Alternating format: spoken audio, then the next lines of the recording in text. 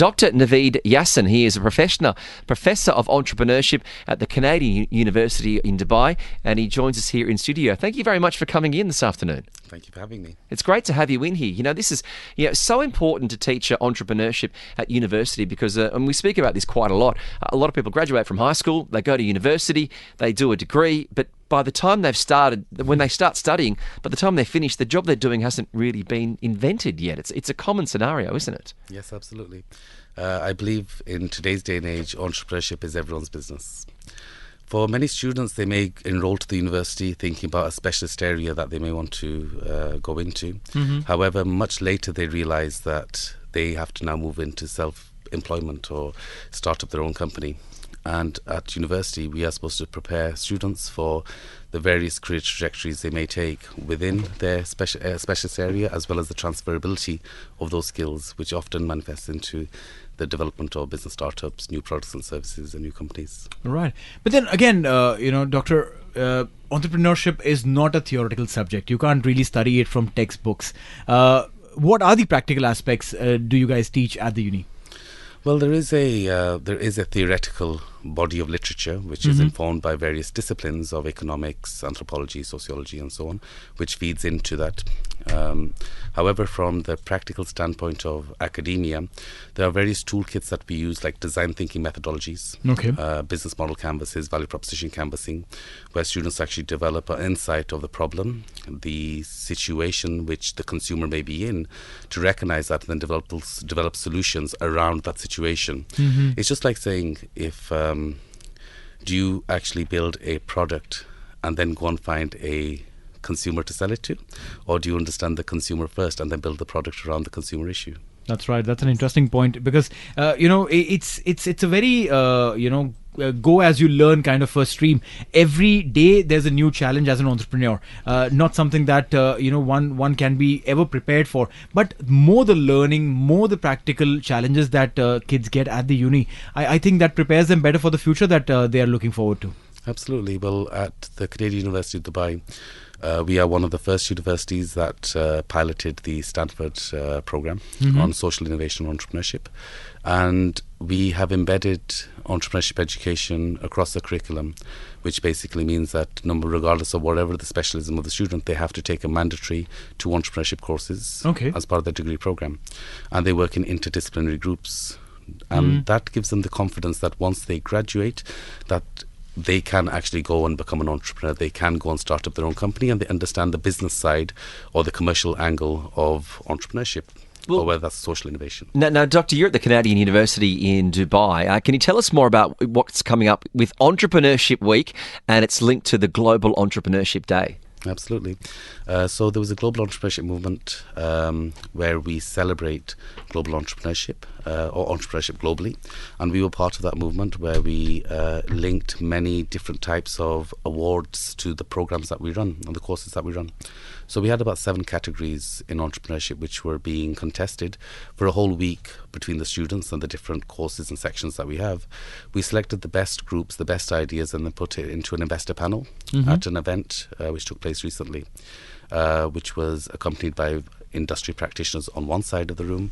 On the other side, we had the academics, and in the centre we had the centre management, and then we had our audience of students and the public. And were there different votes between the audience and the academics and so forth? This was very interesting. So we had 2 chairs for each side who were chairing the industry and who were chairing the academics, and we were looking, and I was the one who was actually reviewing the feedback from both sides. Right.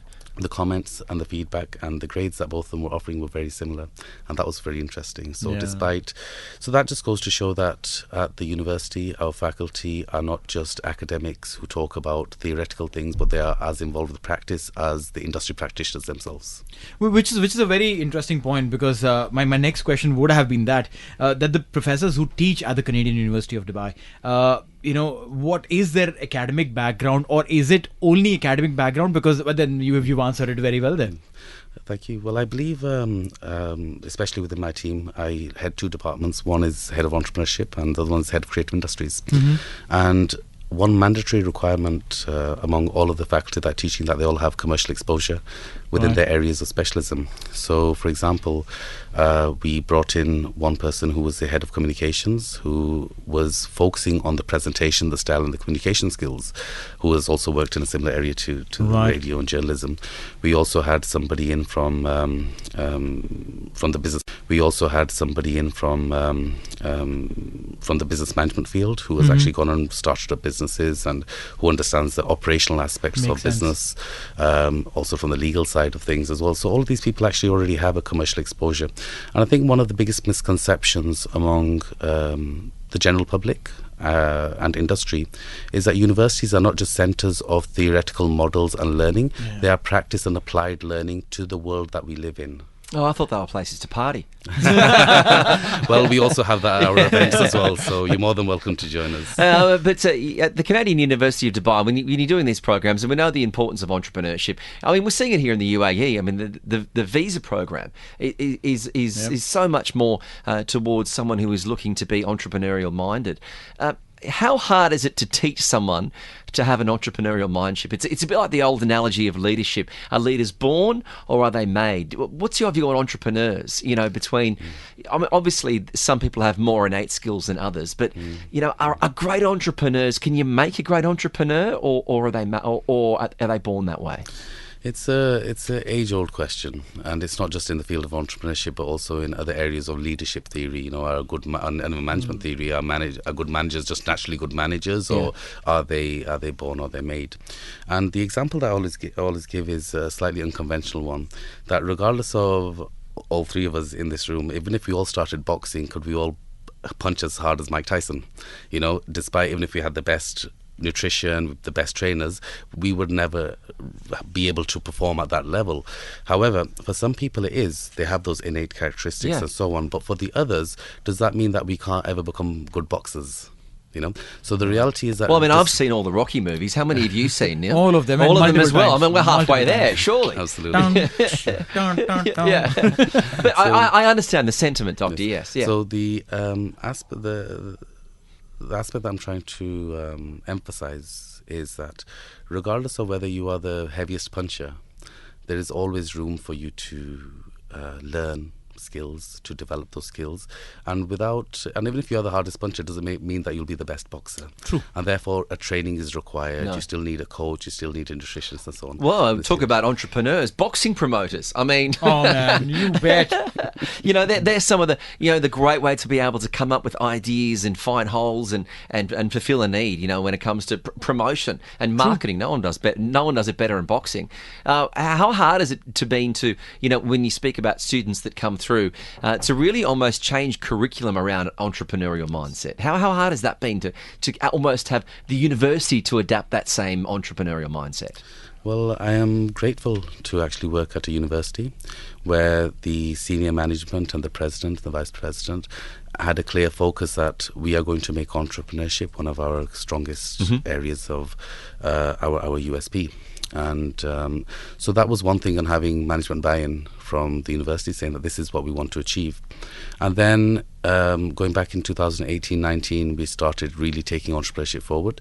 So we started doing different things. So in my courses, there are no exams. There are no formal exams in my courses. I love it.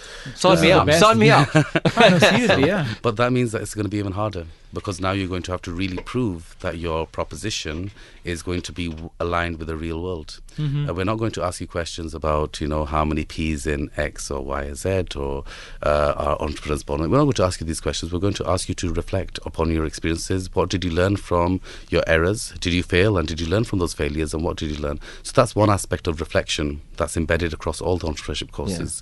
However, the other one is about group work. How do you develop a proposition with people who are from architecture, communication, engineering, and so on, to develop a new solution which will solve a problem? And that is at the heart of everything that we do in our entrepreneurship programs. You know, that brings me to my next question, and that is, you mentioned about group work, working with people from different streams, different faculties for that matter. Pure sciences, you know, when you're studying those things, your mind is then tuned to study and go in that one direction. Yes. You want to study architecture, you want to study engineering, you want to study pure sciences. You are tuned, and then to add that little feather of entrepreneurship, that primarily means that you're going on Sheikh Zayed Road on 120 and you're saying, listen, your exit's coming, turn right. Yes. How does that happen? In reality, we know that the average graduate in today's globalized world is going to change directions in their career at least 3 times. There's a classic example in front of you. Yeah. I'm a research pharmacist by qualification. Exactly, and you're sitting here on a radio station, right? So, Yeah, and for a radio announcer, you're a very good pharmacist. I still remember my sciences, though. That's true. That's true. I think that this is, a fantastic thing that you're doing at the Canadian University Dubai. That you've got, this entrepreneurship, week and all these opportunities. Have you got any success stories you can speak to us about graduate entrepreneurs? absolutely. There's a few types of successes that I'll mention. One of them is the one that you're expecting me to tell you about, is where students actually go and start up a business. Right. We've had students come out of this course and go and register those businesses that we were working on in the class. Cool. They've actually registered with the councils in Dubai. Yeah. Many of them actually started the business, earned some money from it, and then realised that now let me finish my degree and then I'm going to take this on full time. Okay. So we've had students like that in various e-commerce businesses and in mobile application development. Another one was recently we had our students win the ICE competition in virtual reality for supporting people with determination and how they could use virtual reality to practice the environment before they go into the real world. That won 2 awards. One of them was the ICE competition and also the Shira pitching competition last year, and first place. And these 3 students were not business students, but students from architecture. Interesting. See, So, we're built differently. Yeah. So we have them, and then we have other students who actually are published authors now with their academics, they're professors. So we've had students gone and have international level publications and recognized as scientists in that way in the field of entrepreneurship. And we've seen that happen in scholarly articles, Scopus articles, internationally renowned book chapters, teaching case studies. We are one of the very few universities that involve our undergraduate students in publishing, whereas this is usually done at PhD level with PhD students. So we at the university take our students quite closely. We mentor them even before they actually go to that level. And so that's another type of achievement. I think that's amazing because mentors are so important in life, but especially in business, and being able to have your mentors to go to for experience and advice, but also someone to kind of pull you into line every now and again, is a really important part of business. I remember I had a mentor when I first, went back to study to do a master's.